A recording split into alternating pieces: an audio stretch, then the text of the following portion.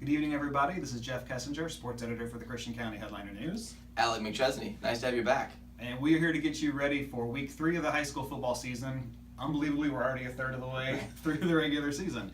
Last week, Ozark picked up a 38-7 win over Neosho. And in our game of the week, Nixa blocked a field goal on the very last play of the night and defeated Branson 21-19. Both teams now 2-0. Overall, 2-0 in Central Ozark Conference play. Alec was at Ozark Neosho. Tell us what you saw. Well, I think the biggest thing was, after a huge victory in week 1, there was no fallback. It was right back at it again with a dominant victory, 38-0 until 19 seconds left in the game, and they really cemented their place as one of the top teams in the state. For me, the biggest part was they played without 2 senior leaders in Bradley Bonewell and Kurt Gracie, and they still played really well, offensively and defensively. All around right now, they look like they're ready to go. This week against Carl Junction, obviously going to be a tough matchup, but I'm expecting them to go out and play the exact same way. Defense on point, running plays fantastic, and when they need Danny Carr, he's been very good so far in week 1 and week 2. So I'm pretty pleased with them right now. They look good. You know, Coach Rehagen, very excited. Coach DePay, I apologize, very excited about what they're doing right now, and I expect that to continue going into week 3.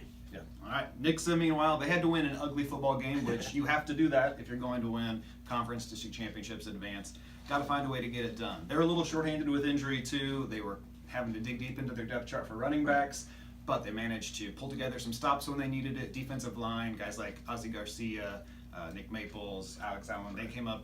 Zachary Hagan came up big when they needed him to.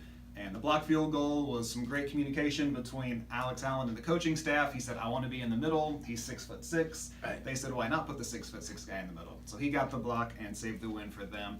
They're kind of progressing too, just like Ozark is, focusing on each week getting better.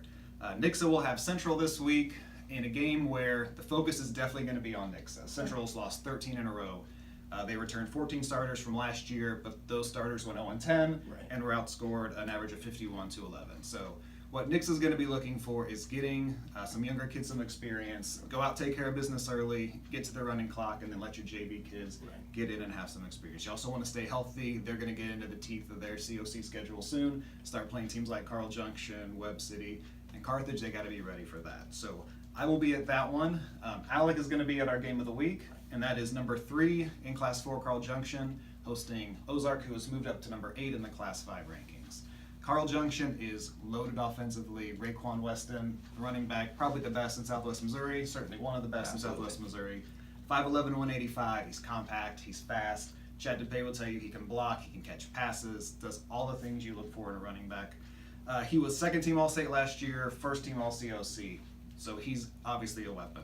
They return a great wide receiver in Aaron Lutters. They list him at 6'2", he's got size. He was second team all-conference. That gives them a passing threat to stretch the field. Absolutely. Quarterback Joe Kennedy, dual threat, can run, can pass. The guy to watch for on the line, though, is Zeke Wall.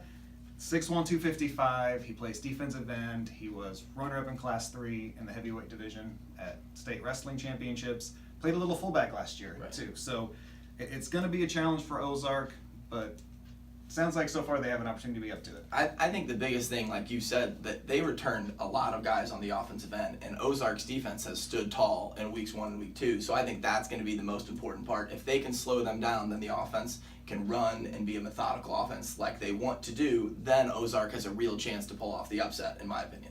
Yeah, and Ozark last year upset Carl Junction 10-7. That game was at Ozark, so revenge factor is definitely going to be there for Carl Junction.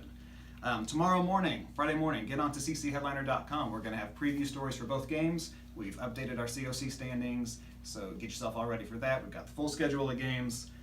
Tomorrow night, get onto Twitter. Alec will be at the Ozark to Carl Junction game, so follow at Headliner Sports to get all of those updates. I'll be at Nixa Central.